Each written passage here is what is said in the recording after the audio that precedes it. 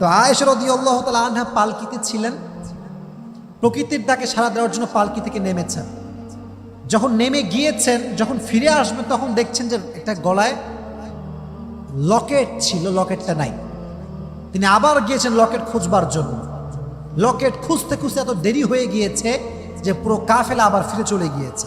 এখন বলবেন হুজুর, যারা উট টানছিল তারা তো অবশ্যই বুঝবে, কারণ একটা মানুষ উঠলে উঠের যে বোঝা এটা হালকা হয় না ভারী হয়।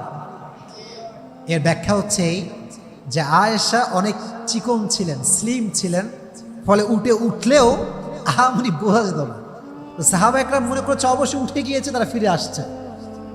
তো আয়েশা যখন ফিরে এসেছে দেখছে উট নাই, কাফেলা আর নেই, তখন তিনি ভাবলেন যে আমি এখানে অপেক্ষা করি, একটু পরে নবী করিম সাল্লাল্লাহু আলাইহি ওয়াসাল্লাম অবশ্যই একজন লোক পাঠাবেন আমাকে নেওয়ার জন্য।